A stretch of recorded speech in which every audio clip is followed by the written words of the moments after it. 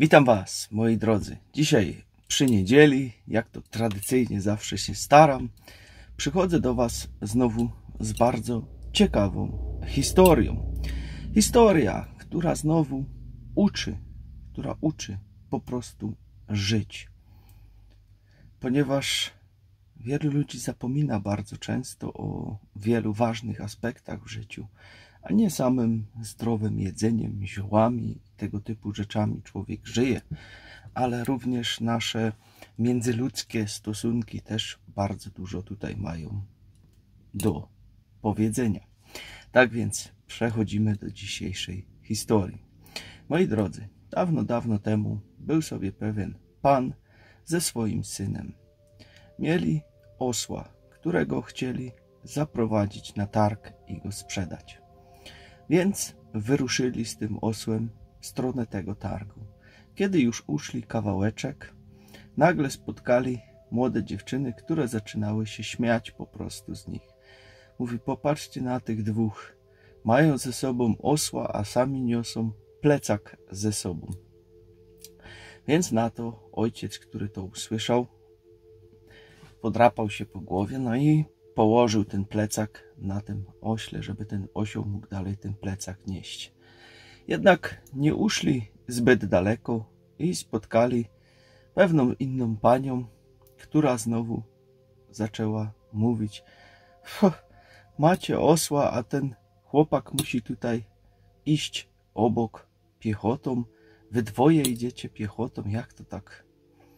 No więc ojciec powiedział synowi, żeby wszedł na tego osła.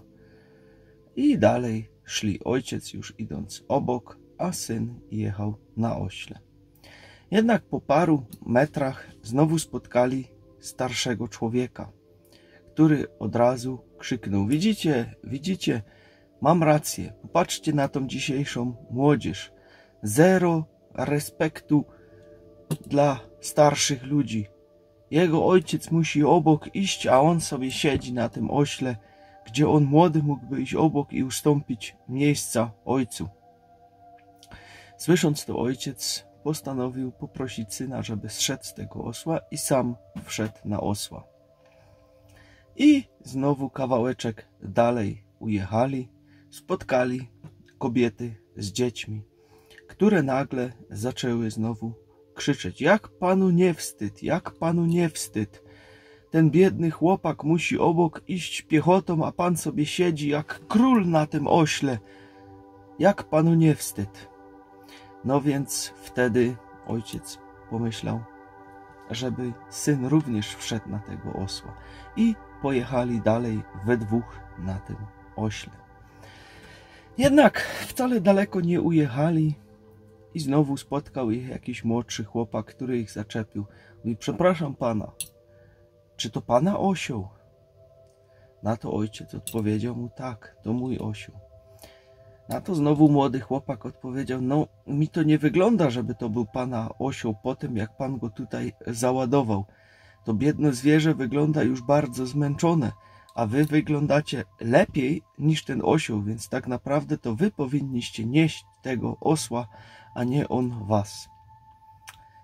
Tutaj zeszli oboje z tego osła, przywiązali go linami, nogi mu przywiązali z przodu, z tyłu i jeden złapał z tyłu, drugi złapał z przodu i nieśli tego osła po prostu na linach dalej.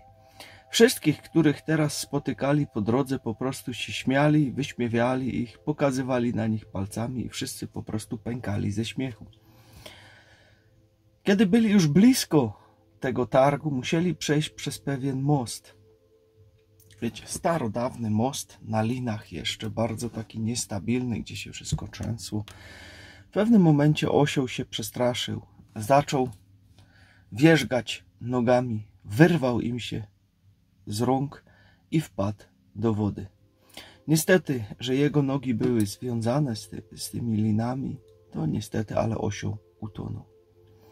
Potem syn i ojciec udali się z powrotem do domu. Nigdy nie dotarli na targ, aby sprzedać tego osła. Moi drodzy, jaki morał z tego płynie? Choćbym nie wiem coś w życiu robił, nie masz szans, żebyś wszystkim dogodził. To jest po prostu niemożliwe. Kiedy wydaje ci się, że robisz coś dobrze dla jednego człowieka, nagle przyjdzie ktoś obok i ci powie, że robisz źle według niego. Zmienisz to wszystko, zaczniesz robić tak, jak on to chce. Znowu przyjdzie ktoś inny i ci powie, że robisz to źle. I choćbym nie wiem, jak byś się starał, choćbym nie wiesz, co byś z siebie dał, nie dogodzisz nigdy wszystkim. To jest lekcja, którą powinniśmy się nauczyć wszyscy. Więc po prostu żyjmy tak, jak my chcemy. Nie dajcie sobie wmawiać przez innych ludzi, jak wy macie żyć. To nie jest ich życie. Oni mają swoje życie. Niech oni sobie sami decydują, jak chcą żyć. Ale nie, żeby wam narzucali, jak wy macie żyć. To jest najważniejsza lekcja z tego wszystkiego. Bo kiedy będziemy się słuchać wszystkich wokół, to i tak nigdy nie będzie to dobrze, a nasze życie przeminie.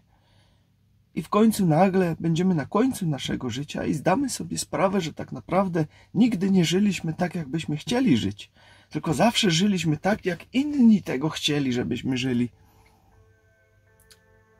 I będzie nam przykro, będzie nam szkoda, że lata minęły, a my tak naprawdę nie żyliśmy, tylko żyliśmy cudzym życiem. Dlatego trzymaj się tego wszystkiego, twoich pryncyp, które masz, trzymaj się tego. Rób dobre rzeczy w życiu i żyj tak, jak chcesz. Nie słuchaj na nikogo wokół, kto po prostu ci mówi, że to jest nie tak, to jest nie tak, to jest nie tak. Oczywiście możesz to przeanalizować, czy aby nie ma racji, czy może mam jakąś optymalizację prowadzić, ale trzymaj się swoich pryncypów i tego nigdy nie opuszczaj. Jeżeli twierdzisz, że jesteś na dobrej drodze, dobrze się z tym czujesz, cieszysz się życiem, to po prostu pozostań na swojej drodze. Każdy z nas ma inną drogę i nie zawsze musi być nasza droga identyczna jak kogoś obok, kto twierdzi, że jego droga jest dla nas też dobra, ponieważ każdy z nas jest po prostu inny. Także, moi drodzy, taka historia na dziś, którą chciałem wam przekazać, która wiele wnosi do naszego życia. Życzę wam wszystkim super fajnej niedzieli, uśmiechniętej niedzieli. Jeżeli interesują was więcej takich filmów, historia z morałem, to jest już cała playlista, ponieważ przybywa tych filmów coraz więcej. Także macie całą playlistę, wejdźcie sobie na kanał, tutaj mój ten główny, kliknijcie sobie to zdjęcie moje, co tutaj jest, wejdźcie na playlisty, wejdźcie i tam znajdziecie taką playlistę historii z morałem lub na samym końcu, ona wam się tutaj gdzieś z prawej strony chyba powinna pokazać, na samym końcu filmu. Tam możecie ją też kliknąć na tym ekranie końcowym i też bezpośrednio sobie przejdziecie do tego, posłuchajcie. Myślę, że wiele ciekawych wniosków można z tych starych, dawnych historii wyciągnąć. Także miłej niedzielki wam życzę. Trzymajcie się.